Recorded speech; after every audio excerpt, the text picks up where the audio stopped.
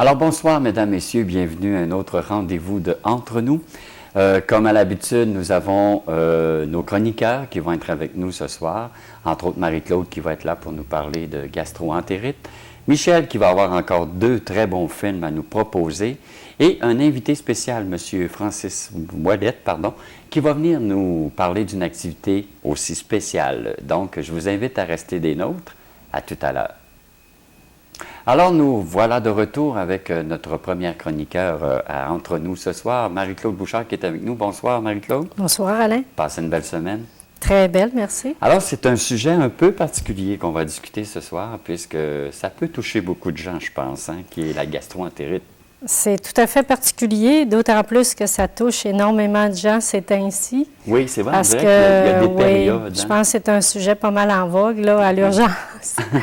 Disons qu'il y a 2 sortes de gastro-entérites. Il y a les gastro-entérites virales et les gastro-entérites infectieuses, qui doivent être traitées par antibiotiques. Alors, je veux, en pensant à ce sujet-là, j'ai voulu donner quelques conseils, disons, aux personnes là, qui sont atteintes de gastro-entérite, plus communément appelée diarrhée-vomissement, ou la gastro, tout simplement. Alors, les gens qui sont atteints de gastro, il y a quand même des diètes à suivre. Il y a des diètes pour les enfants de 0 à 2 ans et il y a des diètes une forme de diète pour les adultes de 2 ans à l'âge adulte. Alors, on a ça au centre de santé, c'est des diètes sous forme d'étapes. Et puis, souvent, les gens vont nous téléphoner, vont nous demander, bon, qu'est-ce qu'on fait dans tel cas, dans tel cas. On leur dit les diètes, mais les gens, ce qui arrive, c'est qu'ils ne persistent pas dans la diète. Ils ne respectent pas, disons, la diète parce que... Ils peuvent le commencer. Ils la commencent, mais souvent, ils vont surcharger l'estomac. Alors là, ils nous appellent en disant, bien, ça n'a pas marché ta diète. Là, ils les amènent à l'hôpital ou ça ne va vraiment pas. Mais ce que je conseille aux gens, c'est vraiment de persister dans la diète, de respecter les étapes, de ne pas surcharger l'estomac ni l'intestin, parce que quand tu viens de faire une gastro-entérite, c'est sûr que si tu vas manger des fritures ou une poutine après, quand tu reviens d'une gastro-entérite, c'est pas l'idéal. Alors, il faut y aller graduellement. Et puis, c'est pour ça qu'on a fait des étapes. On a divisé ça en 3 étapes. Et puis, après, quand ces étapes-là sont réussies, on peut commencer à réalimenter les personnes. Il n'y a pas de danger de mourir d'une gastro-entérite si on respecte bien les étapes et puis si on s'hydrate beaucoup. Donc, il faut boire beaucoup. Il faut boire beaucoup. Il faut boire les jus qui sont suggérés. Il faut surveiller la température.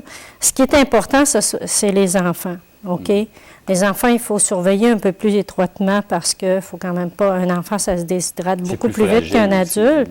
Alors, c'est ça qu'il faut surveiller plus. Il faut surveiller la température, il faut surveiller l'état de l'enfant. Il ne faut pas hésiter si on voit que l'enfant se détériore ou est plus moche. Alors, il faut l'amener à l'hôpital. Il ne faut pas attendre des jours et des jours, dire, bien, il va revenir avec la diète. Là, si on voit que ça se détériore, il faut quand même l'amener. Mais les adultes sont capables de rester à jeun plus longtemps. Et puis, du moment qu'on s'hydrate, bien, on a quand même un apport qui est suffisant pour un soutien pouvoir se rétablir. Mais il y a, c'est un peu un mythe populaire qui dit, bon, quand le temps des gastro, en tout cas, quand il y a des gens qui pognent des gastro, c'est dans l'air, ça. C'est dans l'air, c'est des mots qui courent. Est-ce que c'est vraiment ça? Est-ce que c'est un virus qu'on peut attraper ou quelque chose du genre? Comment ça arrive, ça, les gastro? Puis on dirait que quand ça commence, ça va de fil en aiguille, tout le monde l'attrape. C'est vrai, tu as raison. C'est pour ça qu'on dit que c'est infectieux. C'est une infection qui s'attrape très facilement. C'est un virus. Oui, ça peut être dans l'air, ça peut être dans l'eau. Ça peut être dans l'alimentation. C'est sûr que c'est très contagieux. S'il y en a dans la famille, il faut quand même avoir des mesures d'hygiène essentielles, se laver les mains. C'est important. Hein? Puis on le fait pas assez. Puis on devrait le faire plus souvent parce que par les mains, on peut transporter toutes sortes de microbes. Les mesures d'hygiène, c'est important dans tout. Il faut vraiment les respecter. Puis le lavage des mains, c'est essentiel. Si on change un enfant de couche puis qu'on ne se lave pas les mains, bien évidemment, Il y a des on va microbes. transporter les microbes ailleurs. Donc, c'est très important. Vous disiez qu'il y avait 2 sortes de gastro. La deuxième, est-ce que c'est... Les gastroentérites bactériennes, c'est sûr que lorsque une gastroentérite se prolonge, il faut quand même consulter. Il ne faut pas attendre des jours et des jours pour être déshydraté complètement. Alors, lorsqu'on consulte à l'urgence, souvent, on va faire des cultures de sel qu'on appelle. Et puis, ces cultures-là sont envoyées à l'extérieur pour analyse. Quand ils nous reviennent qu'il y a une bactérie dedans, bien, c'est ça qu'il faut traiter. OK. Comme on appelle communément, il y a le Clostridium difficile qui est très contagieux puis qui doit être traité par antibiotiques. OK. Quand on attrape une gastro, est-ce qu'il y a comme une période de temps déterminée pour dire, bon, ben on va être au moins sûr 3 jours, 4 jours ou même 5 jours là, qu'on va être malade? Est-ce que ça va aussi loin que ça? Est-ce qu'on peut être aussi précis que ça, que quand on attrape une gastro? On ne peut pas vraiment déterminer, bon, combien de temps ça va prendre pour une gastro, parce qu'il y a des gens qui se rétablissent plus vite que d'autres, OK? Il y a des gens qui vont supporter le jeûne un petit peu plus que d'autres. Alors, on ne peut pas dire vraiment, dans 2-3 jours, normalement, si on respecte une diète, comme on l'enseigne nous autres, si on respecte tout ça, les conseils d'usage et tout, ça devrait rentrer dans l'ordre. Il n'est pas interdit non plus que quand on fait une gastroentérite, si on est capable de prendre certains médicaments comme du Gravol, c'est sûr que ça peut aider aussi à la guérison. Évidemment, si on ne garde rien, bien, c'est autre chose. Là. Oui, là, il faut y aller avec juste du liquide. C'est ça, à ce moment-là. Ce qui arrive aussi, c'est dans les cas de gastroentérite, c'est que surtout chez les enfants, on voit ça surtout chez les enfants, les parents prennent panique, puis ils disent, bon, on va hydrater l'enfant, mais ils donnent des verres et des verres de jus. Alors, il faut y aller graduellement. Il faut commencer par 1 once. Si l'enfant le tolère, on attend 15-20 minutes, on redonne un autre once. Ce qui arrive dans ces cas-là, c'est que les parents disent, bon, il y avait soif. Mais il y avait soif, c'est ça. On veut aller trop vite. Oui. Puis souvent, bien, la gastroentérite, elle ne se guérit pas, elle se détériore dans ce temps-là. Parce que quand les gens nous amènent les enfants à l'urgence, nous autres, on va respecter, on va être un petit peu plus sévère, on va respecter plus la diète, on va les surveiller, puis on parvient à les contrôler. OK. Vous parlez justement qu'il y a une diète. Est-ce que c'est possible au centre de santé de se procurer cette diète-là quand on est malade? Forcément, on peut avoir accès.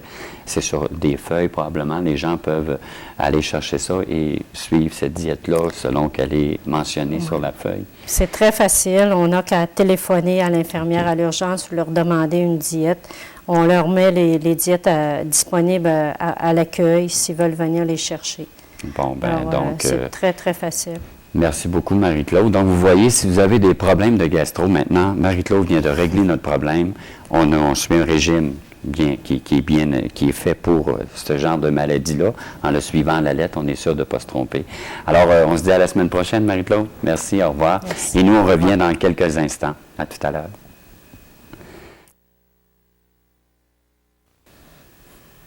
Alors, nous voilà de retour, cette fois avec notre invité de la semaine. Je vous avais mentionné au tout début de l'émission qu'on allait parler d'une activité bien spéciale. C'est le cas puisqu'on va parler d'un gala de musique folklorique. Et j'ai avec moi M. Francis Ouellette. Bonsoir, Francis. Bonsoir, René. Ça va bien? Ça va bien, oui. Alors, il y a un événement qui s'en vient qui va être le gala folklorique. J'aimerais un peu que tu me parles de qu'est-ce que ça va être exactement, ce fameux gala folklorique. C'est un gala folklorique qui est organisé avec quelques musiciens de l'extérieur, des musiciens de grande renommée. Oui, il va y avoir des grands noms de la musique du folklore. C'est ça, comme M. Régent Simard, Mme Thérèse Rioux, M. Léopold Tremblay qui demeure à Alma-au-Lac-Saint-Jean, qui va venir accompagner les musiciens partie piano folklorique. OK. Puis, le gala se compose avec des parties de danse et de spectacle. Il va y avoir entre 15 et 20 musiciens locaux du secteur de la Haute-Côte-Nord qui sont inscrits pour le gala, qui vont jouer de 2 à 3 pièces. Et puis, il va y avoir les musiciens locaux vont faire danser le public avec des airs folkloriques, mais c'est des airs qui vont leur permettre de danser des danses de ligne modernes. Oui, parce que je pense qu'avec les danses folkloriques, on peut joindre les deux. Les deux. Et puis aussi, il va y avoir les danses de ligne que tout le monde apprend ensemble, puis les danses du folklore, soit les quadrilles, les 7 carrés, surtout les danses que nous autres on connaît, là, la danse des étoiles, le pinto. Toutes ces danses-là vont pouvoir être dansées. Puis dans le gala, il va y avoir des parties spectacles qui vont être données tantôt par M. Simard, puis aussi par Mme Thérèse Rioux, parce qu'ils vont faire des pièces de démonstration. Qui ont déjà des albums à leur actif, ces gens-là. Hein. Si on peut voir ici, comme M. Simard, on a amené la cassette. Et puis, ben c'est ça, c'est intéressant puisque c'est des gens de métier qui ont déjà produit des albums. C'est son dernier album. Il y a beaucoup de morceaux québécois.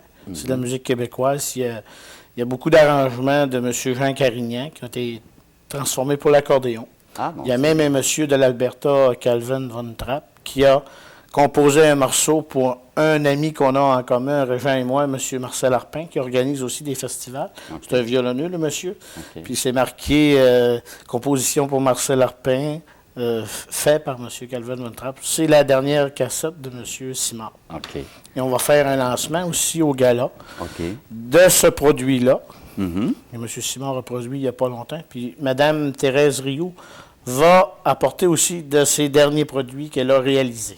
Ah, bon, ben ça va être intéressant. Hein? Parce que c'est assez spécial. C'est une mère de famille. Elle a quand même une famille nombreuse. Elle a même eu le temps de cultiver la musique folklorique. Puis c'est assez spécial. C'est très exceptionnel ce qu'elle fait aussi. Tu me disais tout à l'heure, puis c'est vrai, on se rend compte que la musique folklorique a perdu un peu de ses lettres de noblesse. Est-ce que tu te rends compte en organisant le gala que ça intéresse encore des gens? Ça intéresse beaucoup de gens parce que, puis même, ce que je peux constater, là, c'est qu'on a beaucoup de jeunes qui reprennent le goût à la musique folklorique parce que c'est nos racines. Ben oui. Puis ça se perd. C'est sûr que ceux qui interprètent la musique folklorique sont âgés d'un certain âge. Mais comme M. Simard, il a à peine 45 ans. Puis il a commencé jeune. Ah, lui, il a commencé très jeune. Il est tombé dedans quand il était petit. Oui, puis il a toujours resté là-dedans. Il ne s'est pas marié. Non. Il a toujours gardé le goût de la musique. Il joue beaucoup d'autres instruments aussi. Il est polyvalent. C'est un instrumentiste très polyvalent. Et puis il fabrique des instruments. Ah oui? Je ne savais pas. Il peut réparer à peu près tous les instruments qui existent. Bon. On en a eu l'expérience parce qu'on lui... je vais souvent chez lui rencontrer. Il arrive des guitares, des violons, des mandolines. Il fabrique des accordéons. Il fabrique un très, très bon produit de haut de gamme. Parce que moi, j'ai commencé à apprendre sur les accordéons de mes amis, un peu tout un chacun. Puis on voit l'évolution des instruments avec les années, puis les âges, les goûts, les styles. Puis M. Simard fabrique un instrument de très haut de gamme. Ce gala va avoir aussi, il va avoir comme les profits qui vont être amassés lors de ce gala-là, va être versés à des organismes bien précis. J'aimerais qu'on en parle un peu plus. Moi, je suis vice-président d'un organisme qui s'appelle le Comité de développement économique Sautomouton-Saint-Paul. C'est très, très dur pour les organismes de ce ainsi à but non lucratif. Oui. Ça fait que, en partage avec M. Simard, qui est directeur musical du gala, on va verser les bénéfices du gala à cet organisme-là. Mais disons qu'il n'y aura pas de millions, c'est pas la chasse au trésor, c'est à prix très populaire. On peut mentionner peut-être combien ça va coûter pour une personne pour assister à ce gala? Je vais vous expliquer le déroulement du gala. Ça va commencer à 1h le samedi après-midi, le 10 avril. Et on va entendre les musiciens locaux. On va leur donner un rang, un ordre, à quelle heure qu'ils vont jouer, quelle pièce. On va établir un programme avec les musiciens. Et puis, vers 5 heures, vers 4h30, quand toutes les pratiques vont être finies, M. Simard va donner une clinique sur les accordéons. Comment c'est construit, quelle est l'histoire de l'accordéon. Ça prend à peu près une demi-heure. Il va donner une clinique là-dessus. Ah, ça va être intéressant. Et ça peut être... tout le monde peut participer à ça. Les gens peuvent y aller à cette clinique-là. Vers 4 heures, là, 4h30, on s'organise pour donner une clinique sur les instruments, sur les possibilités aussi, puis faire rencontrer. Puis vers 5h, 5h30, il y a un souper, il y a un service de traiteur. Ah, il va y avoir un souper. Mon Dieu, c'est la grande soirée. À prix populaire, qui est 5 $ aussi. Ah, c'est bien. Et puis, vers 8h30, 20h30, la soirée va débuter. Ah, avec une musicienne locale qui est un peu spéciale. Est-ce qu'on n'en dira pas plus? Parce que c'est vrai que c'est spécial. Moi, je le sais, j'ai été dans le secret des dieux. Mais je vous invite à assister à la soirée. C'est vrai que c'est particulier comme musicienne et ça vaut la peine d'être vu. Vous me disiez qu'il y a encore de la place pour d'autres musiciens. Si jamais il y en a qui n'ont pas entendu parler de l'événement, c'est possible encore de s'inscrire en tant que musicien, là. Oui, ils peuvent s'inscrire en communiquant avec moi au 238-1059. On prend les inscriptions jusqu'à samedi, le 10 avril, en avant-midi. Puis, je sais qu'il y a beaucoup de musiciens de Forestville, de Sainte-Anne-de-Portneuf, de Longue-Rive qui sont inscrits. Des Escoumins, on n'en a pas encore, ni des Bergeronnes, ni de Sacré-Cœur. Et il y en a des musiciens dans le secteur. Il y en a beaucoup, oui. Parce qu'on entend parler qu'il se fait des pratiques le dimanche après-midi ici à la salle multifonctionnelle. Ah oui? Bon, bien, ça serait bien si les gens veulent s'inscrire, qu'ils vous contactent. Nous autres, qu'est-ce qu'on veut faire, c'est de redonner le goût aux gens de refaire de la musique folklorique, parce qu'il y a plusieurs musiciens qu'on a été chercher là, assez loin chez eux, dans leur abri, puis à un moment donné, on a dit on voudrait t'entendre, puis venez-vous-en sur la Côte-Nord. Il y en a plusieurs qui ont repris le goût de la musique, mais c'est assez compliqué. Ah oui, c'est pas évident. Il faut respecter le choix de chacun. Oui. Puis dire qu'est-ce qui est bon, qui n'est pas bon. Moi, ce que j'ai entendu à date, tous les musiciens qui sont offerts pour venir jouer à mon gala, je les ai tous entendus jouer déjà, puis récemment. Puis je peux vous dire qu'on a un très haut calibre de musiciens dans le secteur de la Haute-Côte-Nord. Bien, merci beaucoup, monsieur. En terminant, c'est sûr que ça ne sera pas juste une soirée, hein, c'est quasiment une journée qu'on va occuper puisque ça débute à compter d'1 heure. Donc, on demande aux gens, bien sûr, d'y participer en plus grand nombre. Ça va être probablement, il va y avoir des corps de 7 probablement lors de la soirée. Oui, il devrait y avoir des gigueux, là, il nous reste des téléphones à faire. Le monde, c'est assez dur à rejoindre. Il faut les appeler personnellement, un à un. Puis les noms nous viennent de bouche à oreille. Oui, c'est souvent les contacts par d'autres personnes. Donc, c'est à ne pas manquer si vous avez le goût de vous rappeler le bon vieux temps. Et aussi de se rappeler que c'est notre musique traditionnelle qui est encore assez forte parce qu'elle est encore présente dans nos racines et elle est encore là. Il y a encore des groupes qui, à grandeur de Québec, la véhiculent le mieux possible pour justement ne pas la perdre. Donc, c'est une journée à ne pas manquer. C'est le gala du folklore qui va avoir lieu à Longue-Rive. Quelle date? Il va avoir lieu à Sainte-Anne-de-Portneuf. À Sainte-Anne-de-Portneuf? À l'accueil. À l'accueil de Sainte-Anne-de-Portneuf. Le 10 avril. OK. Puis les gens qui vont venir écouter ou assister au spectacle, c'est garanti qu'ils n'entendront pas 10 fois la même pièce parce que les musiciens ont toute leur manière de jouer, puis ils ont toutes leurs pièces aussi, qui sont très différentes. Il y a beaucoup de styles différents. Et aussi, ça va donner...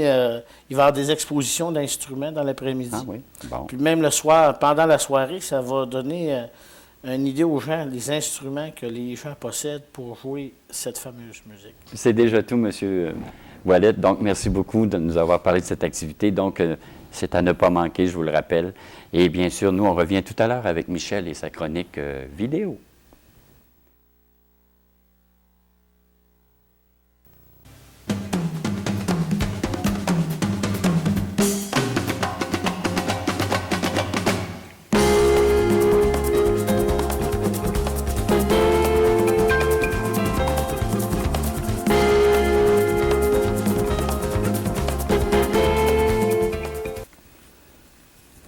Alors maintenant, on est rendu à la partie de l'émission où notre chroniqueur Michel, qui est avec nous depuis les débuts, qui est fidèle au rendez-vous, c'est pas une critique que je fais pas du tout, mais il va nous parler de 2 bons films encore cette semaine. Et ça, c'est intéressant. Bonsoir, Michel. Bonsoir, Alain. Ça va bien? Oui, toi-même. Toi-même. Toi aussi, ça va? Oui, j'espère que ça va. Ça commence bien, ça?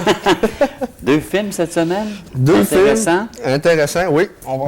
On commence avec Au-delà de nos rêves, version française de What Dreams May Come, avec un film de Vincent Ward, Robin Williams et Cuba Gooding Jr. Oh, Il y a bonne de la distinction. misère. Il y a de la misère, oui. Robin Williams et Cuba Gooding sont acteurs dans le film en même temps. OK. Puis il y a Annabella Sciorra aussi. Mhm. 114 minutes de durée de film. OK. C'est un drame fantastique. OK. Si on a-tu un petit résumé de l'histoire? Oui, un petit résumé assez court, là, pour pas trop... je me suis fait Pas dire trop en la dire semaine parce que- passée oui, que c'est des fois ça, j'en faut- disais trop de détails. Là. Oui, c'est Fait vrai. qu'on va y aller dans le plus bref. Oui. C'est qu'après sa mort lors d'un accident, Chris Nielsen, interprété par Robin Williams, il veut rester sur la Terre quand même avec sa femme Annie, interprétée par Annabella Sciorra. Puis pour l'aider à s'adapter à sa vie d'esprit, si je peux m'exprimer comme ça, il y a un guide spirituel qui va l'accompagner. OK. OK? Puis un jour, là, son épouse se suicide, là, un petit peu malheureuse. Là. Mhm. Fait qu'elle se suicide. Puis, à cause qu'elle s'est suicidée, elle est condamnée à la damnation éternelle. OK. Fait qu'à ce moment-là, Chris il fait tout ce qu'il peut là, pour la retrouver, puis passer l'éternité avec elle. OK? T'as pas l'air à m'écouter? Oh, oui, je t'écoute. Oui, Je OK. t'écoute. Non, je regarde les images de la pochette aussi, Parfait. parce que ce que tu dis, on OK. peut le voir en images aussi. Puis, à ce moment-là, quand il s'est promis de la retrouver, il va entreprendre le voyage le plus périlleux de sa vie et de sa mort. Là. Un peu OK. ironique, mais en tout cas, c'est ça. Fait que je pense que j'en dirai pas plus. OK. C'est ça. Vu que j'ai eu des critiques la semaine passée, là, que j'en disais un petit peu trop, on va s'en tenir à tenir ça. à ça. 4 sur 5 pour OK. celui-là. C'est sûrement un très bon film, donc Oui. à voir au-delà Oui. de nos rêves. Au-delà de nos rêves, c'est en plein ça. Parfait. Et Bon, tout l'autre dans mes petits film cartons. cette semaine, L'autre film, c'est Le Porteur d'eau, j'aime bien cet acteur-là. version moi. française de Waterboy, un film de Frank Coraci, avec Adam Sandler et Kathy Bates, qu'on a vu dans Misery aussi, Kathy Bates. Là. Adam Sandler, tout le monde le connaît, j'ai pas besoin de oui. dire dans quel film qu'on l'a vu. 90 minutes de durée de film. C'est une comédie, bien sûr. Oui, sûrement avec lui, on ne peut pas s'attendre à autre Pardon. chose. hein, Oui. Pour tout de suite, en tout cas. C'est ça. C'est ce volet-là qui développe. Oui. Fait que c'est un... Adam Sandler, c'est un petit gars là, qui vient du fond de la Louisiane, là, du fin fond de la Louisiane. J'ai dit Adam Sandler, c'est Bobby Boucher, là, son nom de Boucher, personnage. regarde donc, c'est-tu Oui. parent avec toi? Peut-être, il faudrait que je remonte dans l'arbre généalogique, puis peut-être que je verrais que c'est parenté. Fait que sa passion, lui, c'est de donner de l'eau à des joueurs, à des footballeurs. Ça a l'air anodin à dire, mais c'est ça, là, pour étancher leur soif. Puis les footballeurs, eux autres, le traitent... Le ridiculise. le traitent comme un moins que rien. Là. Mhm. Puis ça n'a pas l'air à trouver déranger. Là. Non, lui, Fait que là, à un moment donné, l'entraîneur fait en sorte qu'il se prenne en main. Puis, parce que là, c'est quand même pas une vie si rêvée que ça quand même. Là. non, ça doit pas. Donner de l'eau à du Il y a monde peut-être qui d'autres choses dans t'envoie la vie qu'on promener. peut- Là. Oui. Ça fait que, alors, quand l'entraîneur veut le faire qu'il se prenne en main, ça va révéler chez lui, là, Bobby Boucher, là, le porteur d'eau, des frustrations refoulées là, depuis longtemps. Des c'est ça. années.